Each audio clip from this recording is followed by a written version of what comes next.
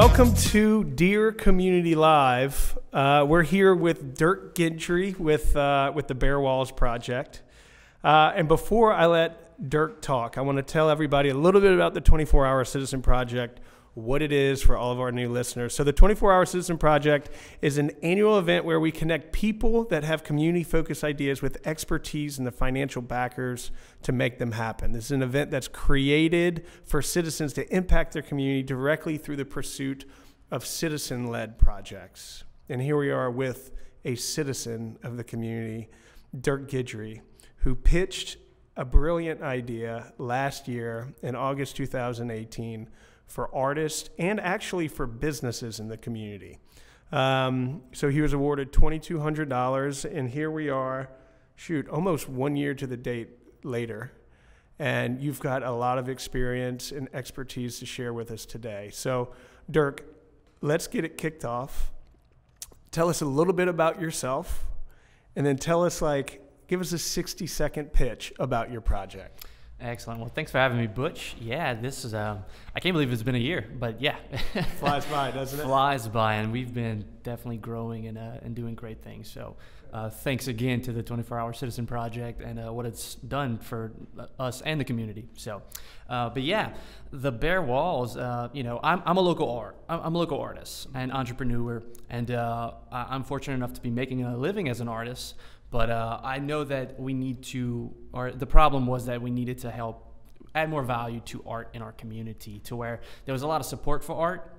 As far as I enjoy art, I enjoy going out to the galleries and drinking free cheese and wine and stuff. But the purchases just weren't happening and stuff. I hope like that doesn't just happen in Lafayette, by the way. the I wine and cheese thing. No, God, I hope if it doesn't, then I don't want to find out. That's right. So, but yeah, so that's where we just trying to make our community better, raising the value through art in our community, and that's where the Bare Walls Project came about, or at least the idea of it, because me and Claire Cook, who's also she's co-curator and creator of it. She has a gallery in our studio space where we flip different shows every month, and the problem, sometimes you want to see at least a few pieces sell, and we were just trying to figure out, okay, what can we do to help artists gain more value? So that's where this came about, with just a little roundtable discussion saying, how do we connect businesses with artists to help showcase work in non-conventional spaces? So in a sense, gallerizing these businesses and connecting the two, because not every artist is outspoken. Most of them kind of go with the label of being a recluse. And then on the business aspect, how do I find these artists that are hidden in the community? And much less, how do I do the legwork? It's a lot of work involved with it. And that's where we said, you know what, let's do it. We're going to be this platform. We're going to be the middleman, to where we give the businesses a different tier kind of program to rent the artwork that we rotate in and out. We do consultations with them, and God, they're really excited about it. All the ones that are in the program, they know that it's going to artists. So that's another thing too, because there is a commitment. I mean, it's an investment when you purchase art. So being able to rent it it's a whole different way to do it, and it keeps such a nice fresh look. Like you're literally a gallery in a non-conventional space, whether it's a conference room, a hallway, so it's been great. And yeah. So let me try and articulate this back to you, because some of our viewers haven't even seen your 3-minute pitch and haven't maybe even looked at your project on our website. So basically, you've got a problem or a need. Let's not call it a problem. Let's call it a need. And Bare Walls is a solution. Meaning you've got artists who are constantly creating work. Okay, and there are outlets out there for the artists to sell their work. But maybe not enough, or there's opportunities for another avenues where artists could sell their work, one. And then two, you've got businesses that essentially have, pun intended, bare walls, right? Great name, by the way. I don't even need to ask you where your name came from. It was an acronym at first. Oh, really? Basin Arts Rental Exchange, a program or something, but it just went with bare walls. So, yeah, wow, okay. Well, that's great. So you've got businesses that that want to host art essentially on their walls, whether or not they're bare. doesn't matter, right? You've got a restaurant and they want to support the artist community. So what you've done is you've paired the two together through a process, right, called Bare Walls. What does that look like specifically? You have a website that you developed. Tell us what that kind of looks like. Yes. So we have the website, which most of the funding went into creating the website. We knew it was necessary. We needed a landing page for both the artists and for the businesses to come to. And it acts as a database as well, to where you could just go look up any of the art that's available from these artists. Because the way the program is, it's artists have inventory that's just usually sitting around at their house, or they had a show and now it didn't sell. So they have this just abundance of inventory that's collecting dust. And what we do is we make it available to the businesses in our portfolio for them to select the artwork and then rent it. And then the artist just drops it off to us. And then we go and we install it in the business. They get a nice little email and a little payment to their checking account whenever the invoice comes through. And then I'll let them know, come to 3 months, that, hey, your work's back to be picked up. Or, hey, we've had this many times too, where it's like, your work's coming down from this business, but it's going up in this business. They selected that work. So like, it just stays in rotation sometimes. But yeah, it's a website that we showcase all the artwork that's available. We're very transparent as far as the different packages. From we have Baby Bear, which is the lowest tier, all the way up to just the right bear. Right. So that's good. And it just depends on the business, and that's where our consultations come in to effect and stuff like that. So we're there to help as a curatorial team, because there's some places that they don't. They're not art savvy, and they're just like, hey, what do you recommend or something? Or I like this look. I like this just aesthetic or something like that. So, and that's where we're there to help them. So we're literally just the bridge and the platform that connects these artists with these businesses. And there's so much more. Like, there's a story behind it. There's a face behind it, and that's the important part for us. We want that connectivity to. You could find out about this artist. We actually have artist talks on some of our packages to either the clients or the employees or the businesses, like investors, to where we do that. We bring in the artist so you can put a face on it too and find out more, like, why do they create this work? Right. So it's awesome. That's really, you're bringing art. I mean, the other thing too is, like, I think about Art Walk, where you have people that support the arts that come, right? But Bare Walls, you're essentially bringing art into an environment they may not be familiar with it, right? So you're going into a business place with art, right? And if you're talking about bringing artists in to share that experience, that inspiration about the artwork itself to someone that has bare ears, right? Then there's another element to this, I believe, where you're stretching the mind a little bit and maybe drawing an appreciation from people for art that maybe otherwise wouldn't have it. Yeah, and that's really the goal, is like, by giving the knowledge and just expanding that to where it's like, hey, we're expanding out of the art sector of, like, downtown. Even though we have businesses downtown that are in it, it's just we want to keep branching it out to where it's like, let's expand the demographic, and let's just keep on pushing it to where it's like, find out about the artist. Like, this is somebody that lives here and supports this community. So, it's a beautiful cycle in a sense, like, keep these artists here by supporting them through the Bare Walls. And then, will you help me understand that? Like, grade Lafayette in their love for art and our ability to keep artists here and good art here by purchasing it through, whatever avenues that we have available. Yes. So give us a grade. I want a grade. A grade? Oof. I'll go with a C-. Yeah. It's tough. It is tough. And from experience, I've been an artist, and there's so much dependent on the sales, which we don't have as many collectors as you would think. And again, I think that there's a huge appreciation for art in our community. So there's still ways to support art without collecting it. Don't get me wrong on that. But, in some other markets, it's a lot more of a priority, or they have it could just be from volume alone that they have that X many more people that smaller number of percentage is just that much more people. So, but yeah, and that was a reason why we even made the program. Was just, moving inventory was difficult for artists. It's a commitment, it's an investment, that we want more clients or audiences to commit to. Like, hey, I want this artwork speaks to me, and I want a better understanding of it. I want to meet the artist. I want to know the whys, and then there you have like a piece of that artist, and a story up on your wall for forever. You know what I mean? Like, it's a one-time type thing. So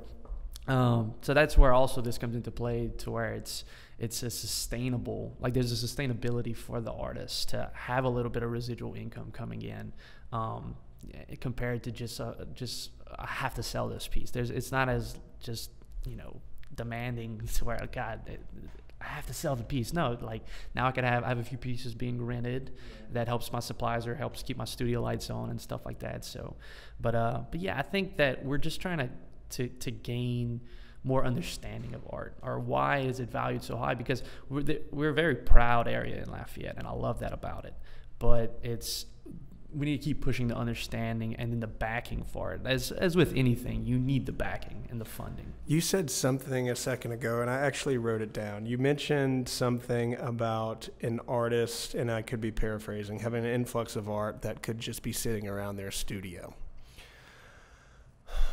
If an artist, if for some reason through Bare Walls, we're able to take that art that's sitting around Dirk's studio and we're putting it in a business, right? And we're hanging on the walls and creating exposure, then all of a sudden, does the artist feel like they're incentivized to create more because they don't have art that's just sitting in the corner collecting dust, instead it's being out there and being used? So in a way, and I've never thought about this before, maybe you said it in your 3-minute pitch a year ago and I forgot, but are we fostering an environment where artists can create more art because their art is actually out, in a business being viewed? Definitely. Yes, we have artists that they get so excited when they receive the email, "You've been selected," and it's just like, and they take all their art. Like, which pieces we had one artist. I sent him the inventory report that we selected each piece, and usually it's a number of different artists, and it might be 1 or 2 pieces by an artist or something, and they're like, "When do I drop off all the art?" And we're like, no,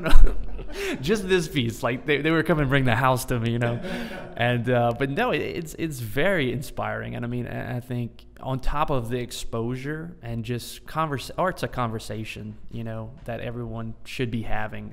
It triggers so many creative things. Whether you like that certain piece of art or not, just talk about it. Talk to someone about it, and the benefits are great.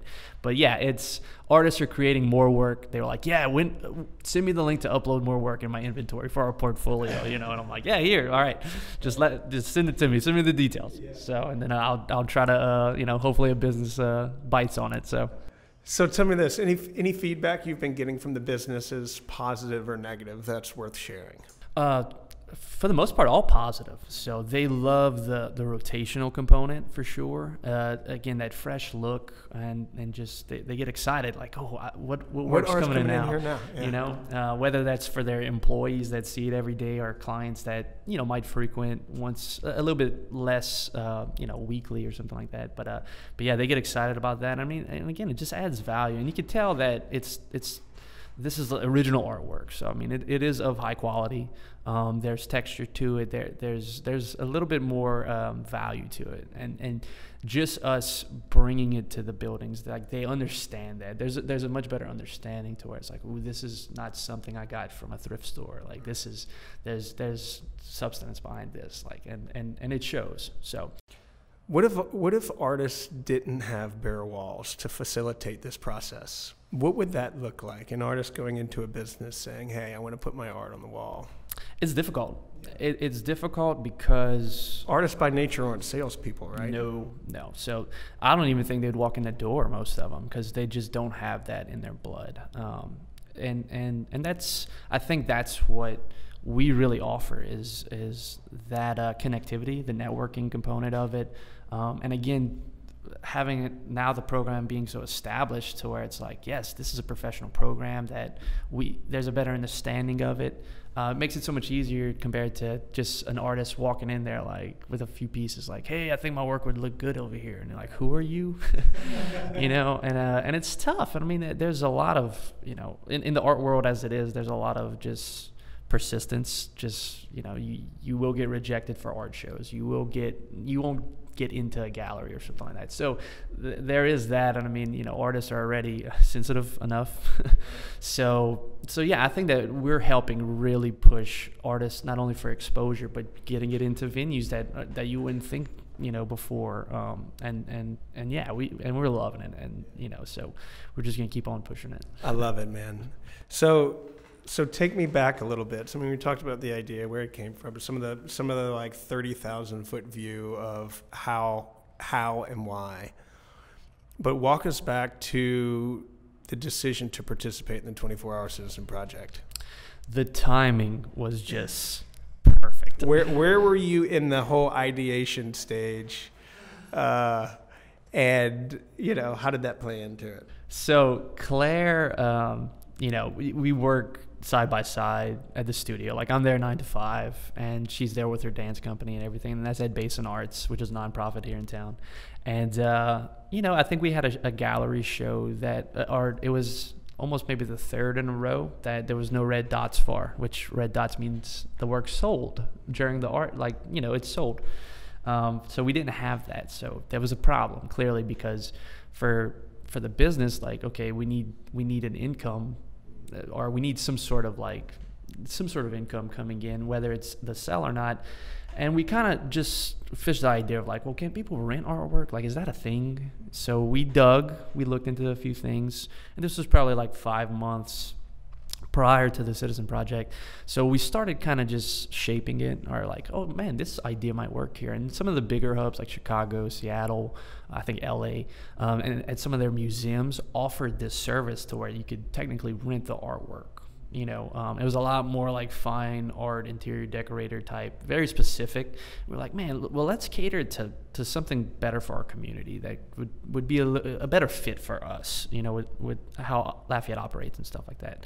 And sure enough, I think you ran into Claire at coffee somewhere. I did. I don't want to say it was me, but it was me. It definitely was you. No, I'm just kidding. Because she came back and she's like, Dirk, there's this awesome program. And I think I had briefly heard, which I'm so ashamed that I didn't know about 24-Hour Citizen Project, because it's so cool. You're part of the club. I got bit. Okay. Yeah, I got bit. I'm biting everybody. Because it was so awesome. Just we went and look at the website. We're like, man, this is what we need. Like, this is gonna really put us on where we need to be with this, into the market.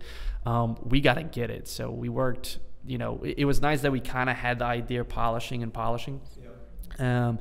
To where we came into the actual event, or once we got accepted, like, all right, let's really up the ante on this and make it like, I mean, I'm ready to Shark Tank propose this, and get the funding. So we did that. And I mean, the artist community, it's, feed and be fed. Everybody loves to support one another, because we need that. Like, even though art's very independent, we need each other as a community. And the more together we could be, then it'll give a variety to where it's like, you might not like my artwork, but I got you in contact with this person who you love their artwork. You love their artwork. Yeah. So yeah, I mean, and 24-Hour Citizen with the mentors that helped us. That's what I was about to ask you. I mean, so a lot of projects that come through. Well, first off, every project is a little bit different.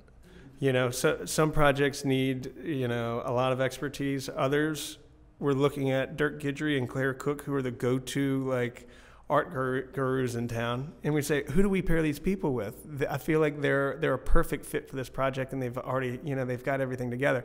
But I think what we ended up doing is saying, what, we need to help catapult these guys and connect them to business leaders in the community to kind of, help get the conversation going. So I think that was one of the things that we did.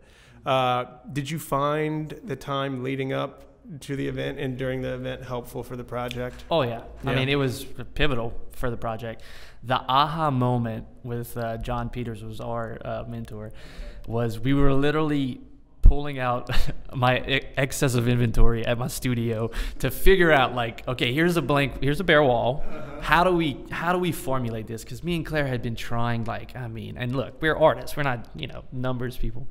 And we're just putting the artwork all out. And, when you walk into a business, it might have, so many square foot of bare walls. But the aha moment that John actually helped us with was the fact, well, look, rent it based off of the linear feet of the artwork.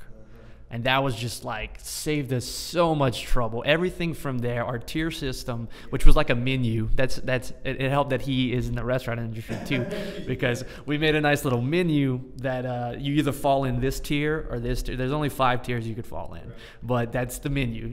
There's no chef custom order. You know what I mean? So, but yeah, it was like, wait, so they rent the linear feet of the artwork to cater to their space, and then they could plug it in accordingly. Like, oh yeah, we have 2 pieces in this hallway and then 1 piece in the conference room and then another 2 in the lobby. Like, that's perfect. Like, it was so great. And then, the night before, with the different kind of groups that you had us with, I pretty much changed my pitch. Don't you hate when that happens? I changed the pitch. I had been trying to memorize it that day, and then Claire was across the pond, so it was just me and my other team of artists, and but yeah, he was like, no, scrap this, hit the like, it was just such a different perspective that, I mean, it was clear too once it didn't take much convincing. I was like, okay, yeah, I got to do it like that. So, and sure enough, we did. And I mean, it pushed us to the next level. And I mean, and again, it was pivotal. So, one fun fact that Dirk shared with me before the meeting was that the 3-minute pitch. How old are you, Dirk? 32. 32 years old. Your 3-minute pitch was the first time you'd ever created a PowerPoint presentation? Yeah. I couldn't believe it. 30. How did you get through school? I mean, I don't know, man. I don't know if I just winged it. It was maybe it was a group project. Yeah. This time I was the one in charge of the PowerPoint. Oh my gosh. So. That's good.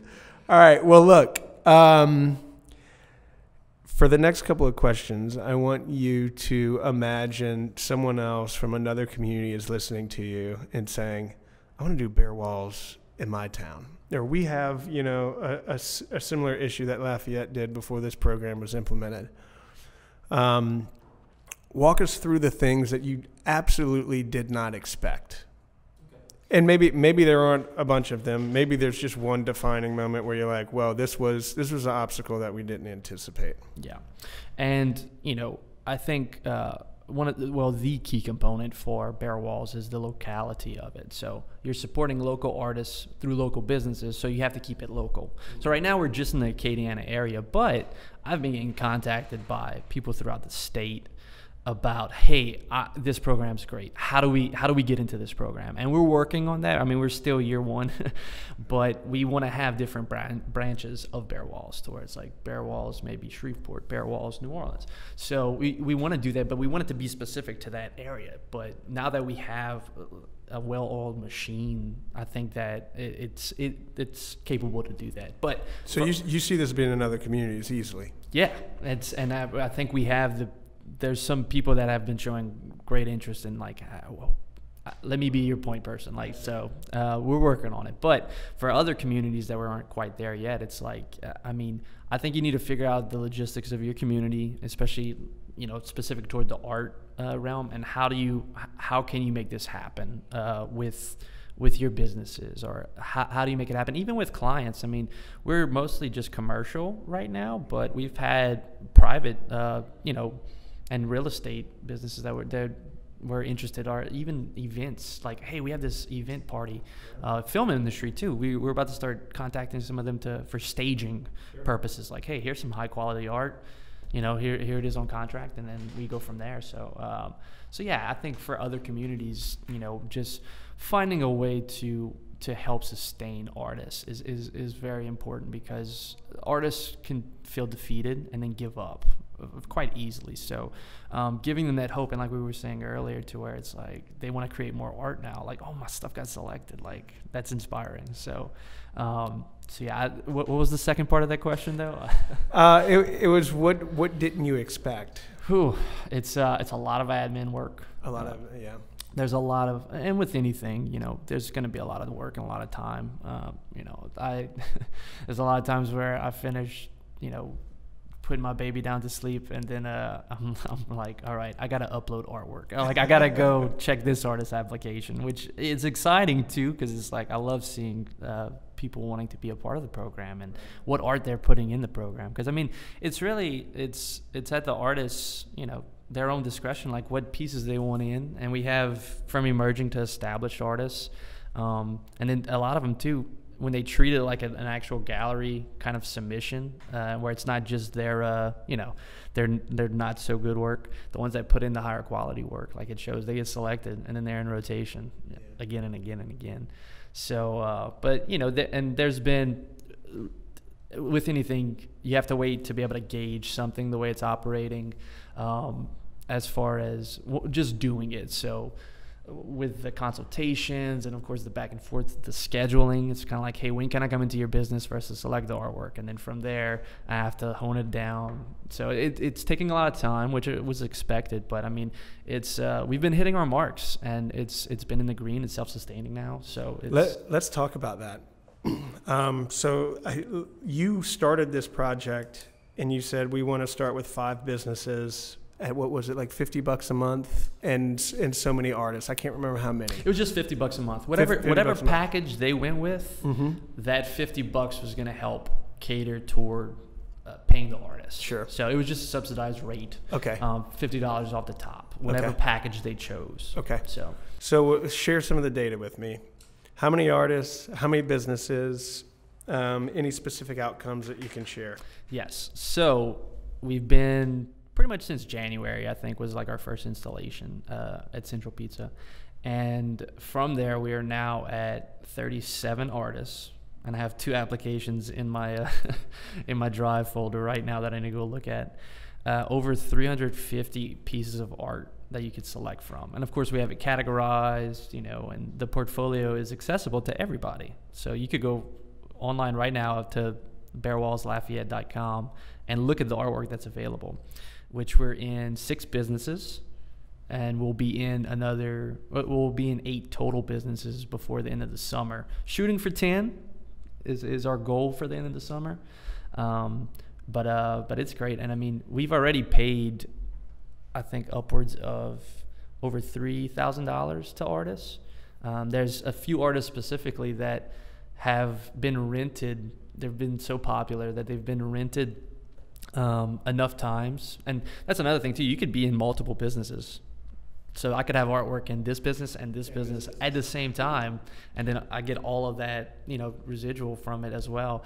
But we've had a few artists that they've made more than one of their paintings would sell for. That's what I was about to ask you. So when you say we've paid $3,000 an artist, that is bare walls in rental fees to the artist. Does that include any art that has been sold or no? Yes. Yes. So we've had art sell too. Yeah. That's part of the idea too. Yeah. So which has been great because I wasn't expecting to have as many sales as we have had, but again, you just give it more accessibility, and the sales will come.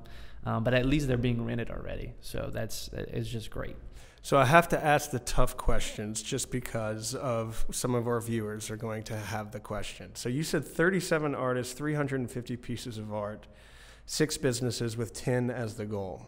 So when I think about the 37 artists have been selected or at least participating, what's the vetting process, and do you ever have the difficult decision to turn away an artist?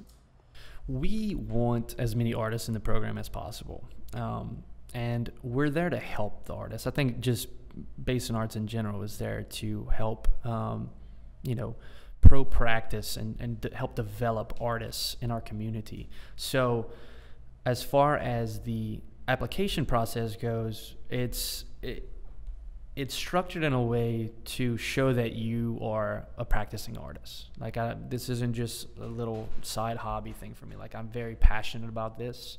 I take it professionally, and that's where that merit comes into the application process. So you have to fill out a bio for us, an artist statement, your CV or resume, and then you have to upload images. And from that data, we could actually get a feel for who you are as an artist, kind of where you are as an artist, and then on top of that, like how professionally even you could document your art, which we're there to help. Like there's some people, they don't know how to photograph. That's what I was going to say. This could be a mentorship opportunity too, right? Because we've had some of them where I'm like, hey, look, we want to get you in the program.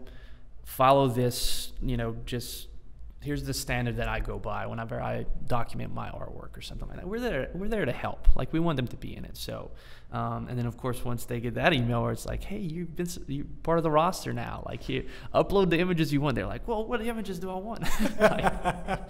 So there's some hand holding involved. Yes, but I mean, it's, and the way that the system is made, as far as merit goes too, some of the more established artists, their price points are going to be higher as it is. All the artists decide their price points. We just facilitate, like, okay, I upload it and price it however you want it to price it. But that also has its limitations on the rental component, because you got to unlock some of these artists that are like a lot bigger art. You're not going to be able to just rent an 8-foot painting on the first package. You gotta unlock it on some of the bigger ones, which usually the spaces that have that type of budget, those are the ones getting those paintings. But yeah, that's kind of where the merit kind of weeds itself out. So what now? How does so you've got, I mean, man, you guys have made tremendous progress in a year's time. You have a goal to get 10 businesses on board before the first of the year. That's at least what I think I heard. By the end of the summer, we want to. By the end of the summer? Oh, good. You're more ambitious than I thought. So what now? I mean, what does Bare Walls look like in 2020? I think it's going to be great. And then year 2, phase 2, we're just continuing to grow, and we're trying to hear feedback from both the businesses and the artists. Like, how do we make ourselves better? A lot of these businesses kind of more or less stumbled across us, or they found out about us. So we're about to start hitting like a marketing strategy just to get the word out. Like, some people kind of, I've heard of Bare Walls, but they're not sure what it is. And we're ready to really take that on and say, hey, we're coming to you now with Bare Walls, with a strategy to where we could just keep expanding and keep growing. I think that, again, this is to support the artists. And as part of the program, the funds go to the program, which are, it's artists working in it, like doing our installations, doing the uploads, things like that. We're paying artists to help facilitate this program. And with more businesses, will give us more of a budget that we'll be able to keep pushing that. And, so not only can the artists get residual income from their artwork being selected, but now they could have different parts in the program for doing work for the program. So right. That's where we're pushing, on top of other ideas, to where a lot of people thought we were a mural project. That's because we've got so many of them. So we're actually we're in the works on doing a mural component call type deal, where we facilitate, if you're a business that has a wall and you want a mural, we're going to facilitate it to our muralists that are in the program, and almost have like a bidding type process within itself. We're trying to do like more shows as well, or we might even have like performance pieces and stuff. So we're just filling it out. Like, it's still first year, but I think that great things are to come with it. So. Man, we're going to do this again in 2020. And I need your commitment right now on camera saying... Count me in. I would love to, Butch. Okay, good. I could see you pitching an expansion of Bare Walls. There we go. Yeah, the 220, 24-hour citizen project. So would this... The answer to this question being yes or no is totally fine. Would this have happened if it wasn't for the 24-hour citizen project? I think either way we were going to make it happen, but it would still be just... tiptoeing. It wouldn't be nearly as successful as it already is, much less it put such a fire on it. And the train just took off with 24-hour citizen, and it wasn't slowing down. So yeah, it was a pivotal component to it, and that's why we try to make sure that people know, and we try to keep pushing, like, hey, this was funded through 24 hours. Like, this began because of 24-hour citizen project. So, we're forever grateful about that. Thank you. It's that response that we'll show to our team to make sure that we continue the effort that we're doing. Really, it's these projects at the end where we hear about the impact that continue to push us to do the event every year. So thank you for sharing. All right, so for a second, put the project on a shelf. Mm-hmm. Why do you feel that it's your responsibility to take charge on something in your community? Like, what is it that drove you to do this? I think my personality. I have a very, outgoing personality. I'm a people person. I like to take the lead as well too. So, I think seeing where our community was and just kind of like what can I do to help it? Like what can I do to further it?